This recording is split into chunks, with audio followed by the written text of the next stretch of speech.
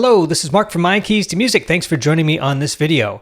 A student of the Master the Nord Stage 3 course asked a question, can we create a band pass filter and have that sweepable on the Nord Stage 3? And of course you can do that, and we've done that here in this lesson.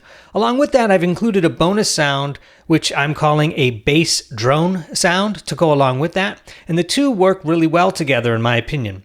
So this lesson will explain how to do that. Now, if you don't own a Nord Stage 3, you can follow along with your synth. It would be best in this example to have at least a couple of oscillators to choose from, or a couple of layers, or the ability to play two independent synth sounds at the same time to do it. But it will give you the idea of exactly what a bandpass filter might sound like and what it's like to make it sweepable. Now, if you are already a student or you are a member of the Patreon club, my Patreon club at My Keys to Music, then this sound will be downloadable, ready to go for your Nord Stage 3. However, I will give you enough instruction to get the job done even without the downloadable sound if you want to just follow along here on YouTube. All right, thanks for joining me and enjoy the lesson.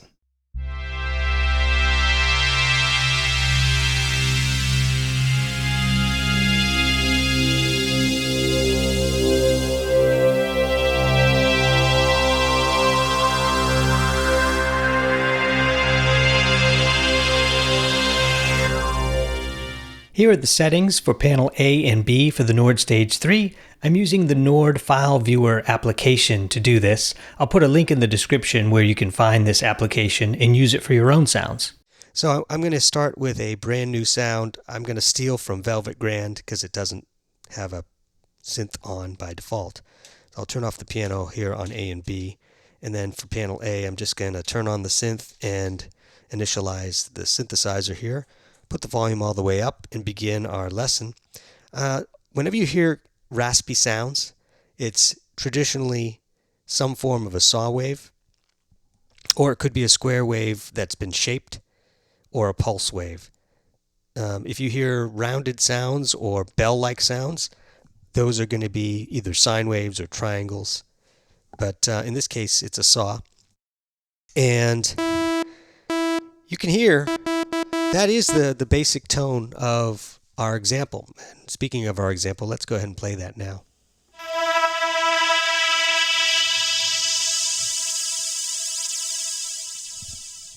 So there's two things happening, in my opinion, on this sound. First of all, it kind of goes through a detune phase, and of course there's the obvious sweep phase. So let's just deal with the detune for a second. We can add detune automatically by adding unison. You might be able to get away with a unison 3 here, but I'm going to start with a 2. And as I hear the phase,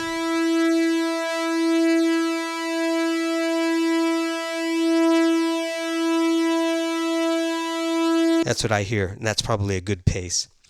All right, let's start there. We could add a detune option here, a configured detune, fine detune with also a saw wave. And let's listen to that without the unison, just so you get an idea.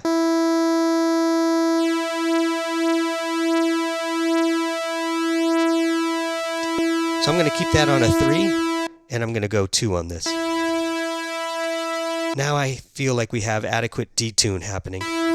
But I could also increase this over time. Let's turn off this again. And go a little higher. Instead of 0.3, go to 0.6. But have that come in with the mod envelope over time. So this influences this oscillator control here. So I'm going to put this to, let's say, a 3. And we'll bring this attack way up to about 4 seconds. Maybe even more.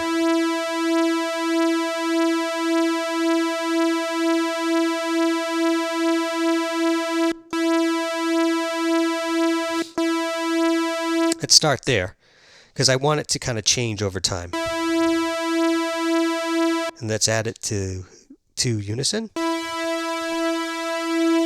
There we go. That's the basic sound that we're looking for, I think. We'll be the judge here in a minute. Now for the sweep. So to do any sweep, I recommend you start your filter frequency cutoff in the middle. So generally speaking, when you're adding or when you're working with the cutoff and you add modulation envelope to it, which means you want to move this knob over time, dictated by the very specifics of the mod envelope, this means we'll start here and we'll move here, or we'll move as far as this will allow it to go. So like this. That's what we're going to do over time. So this will automate that. And if I move this to a 10, it'll bring it all the way to 10.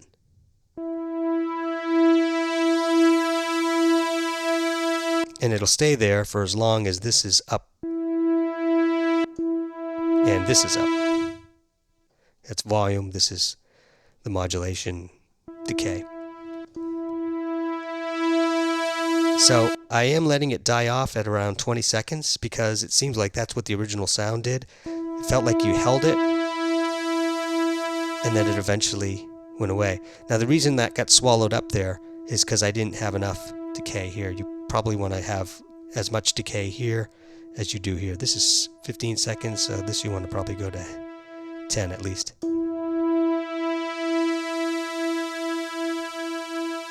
There it is.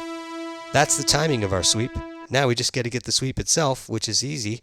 You just go to bandpass filter and it'll do all the work for you. Now I heard that come in a little too fast. So let's add more attack time. There we go. And because we're working now with filters, the higher we go, the less bright it's going to be. So you want to make sure you have at least 1/3 or 2/3 KB track so that the keyboard tracking follows the original tone. The frequencies follow you on the keyboard. That's good. And then to make this a little stronger, I think drive 1 would be good. And I wouldn't put this mod envelope all the way, maybe right here around 7.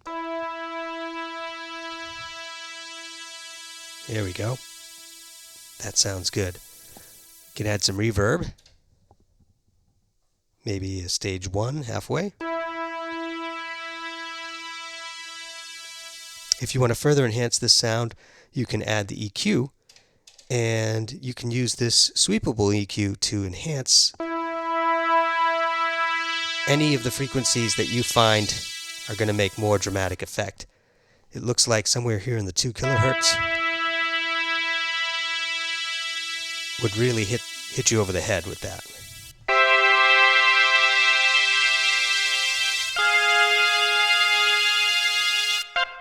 And it's cutting out too fast, so we need to add some release. There we go. And maybe we want it to sneak in, so make sure you add some volume here for the attack, or some attack to the volume.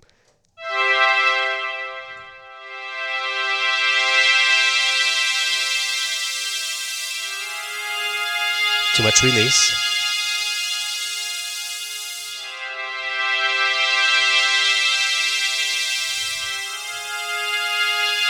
There we go.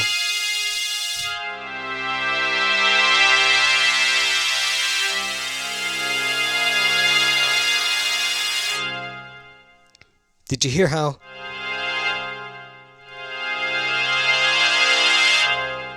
the moment I let go, it gets swallowed up because the release on the mod envelope is too quick? There we go. See how smooth that is? But it really is up to you and the kind of approach you want to take. That takes care of the basic filter sweep. So to recap, we fiddled with the sawtooth waveform. We added some detune and played with the unison for quite a while. We also added this so it detunes a little bit more over time. And that wasn't the important part of the lesson, I think, for this sound. The important part of the lesson is this knob right here saying that you want to change the filter over time. We're going to start here and go to about here. And that's because this isn't full throttle. This is around 7. So that means it's going to go from here to about here, versus 10 would go from here to here. So you use these two in combination, and sometimes you just can't pluck it out of thin air. You just have to keep fiddling until you get what you're looking for between this and this. So this then says use the mod envelope, which is over here, and then at that point we're just saying move this knob slowly on the attack, so it's moving it up.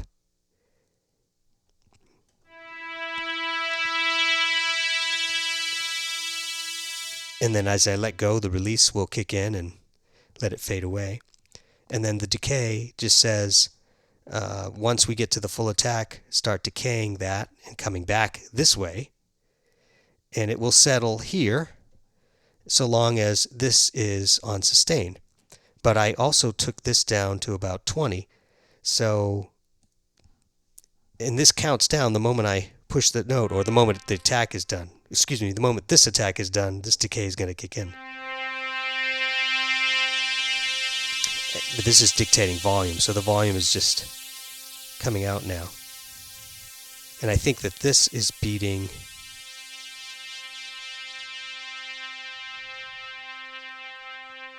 Yeah, this is longer than that, which it should be in this case.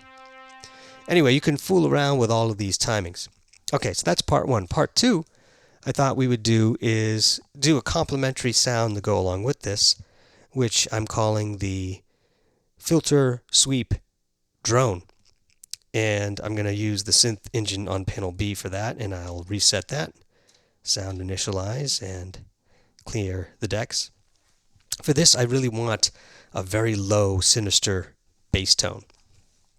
So I'm going to use the super saw, and I'm going to put 2 unison on that. And out of the box, it sounds like this,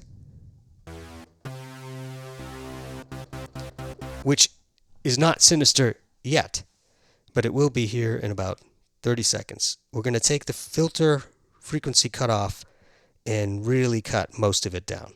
Somewhere around 80 or 90 hertz is where you want to end up with 3, 4 on the knob. Listen to that. Now, to bring that out, first of all, we need some volume. But to bring it out in a big way, you can use the EQ for that. Go to Synth, and you could put the bass maybe not all the way because you don't want to get into distortion land.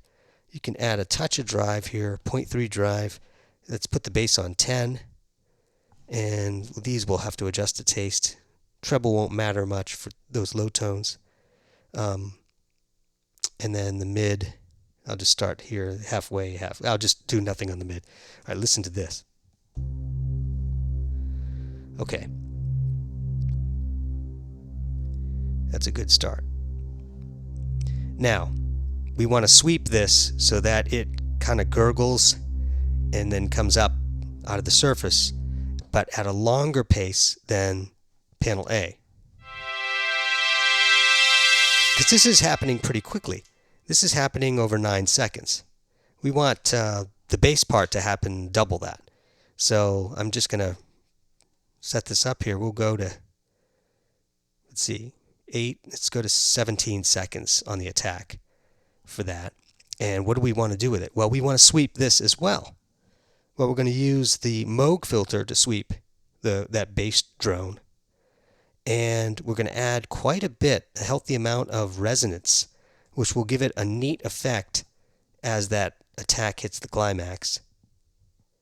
And then here again, we're going to do just kind of what we did on panel A, actually. We're going to put this to about 6. So this will sweep up like this, somewhere in here. And there'll be a lot of resonance, and it's going to use that Moog filter, and these two are a lethal combination. We're going to need some drive too, I think. 1 notch of drive. And let's listen to that, see where we're at.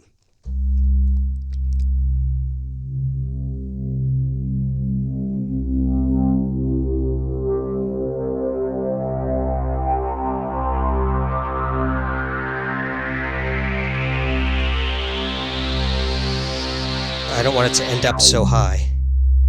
And did you hear it get swallowed up?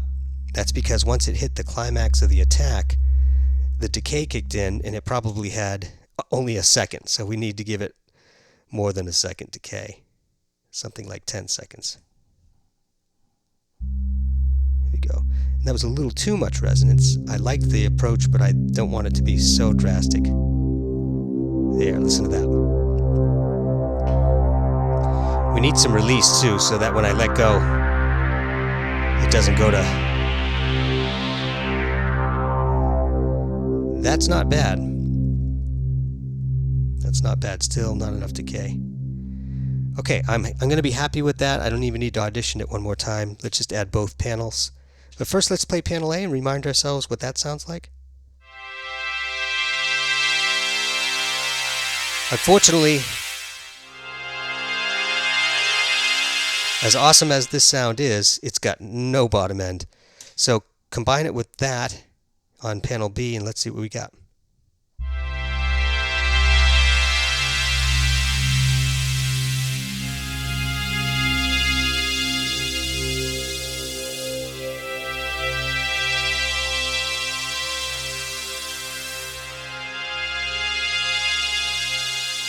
Okay. Do you hear how panel B has faded out? I think we need to keep that on sustain, and that will solve our problem there. Alright, let's listen to that again. What I want to do here is I want to add just a touch more attack. Instead of 9, let's go to 11. Just so that we... what I'm trying to do is play the two chords, ba, ba, and as I come back to that C again, this is now getting into its full glory.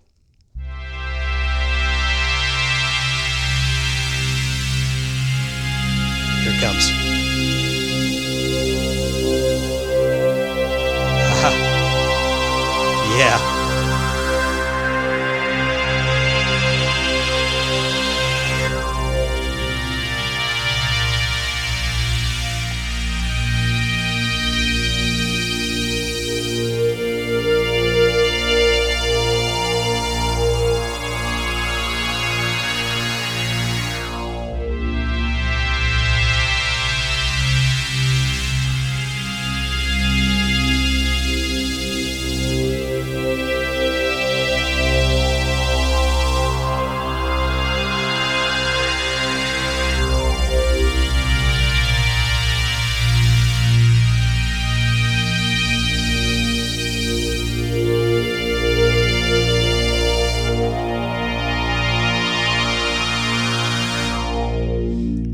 All right, so hopefully that gets your mind in a different place on the possibilities. It actually got my mind in a different place tonight as well, so that's kind of cool. So if you made it this far into the video, thank you for watching, and feel free to subscribe to the channel. If you want to go really deep with your Nord keyboard, feel free to jump over to mykeystomusic.com. I have both free courses as well as paid courses there for the Nord Electro 5, the Nord Electro 6, the Nord Wave 2, the Nord Stage 3, and whatever new Nord keyboard might come out that requires training. Thank you for watching, and we'll catch you on the next one.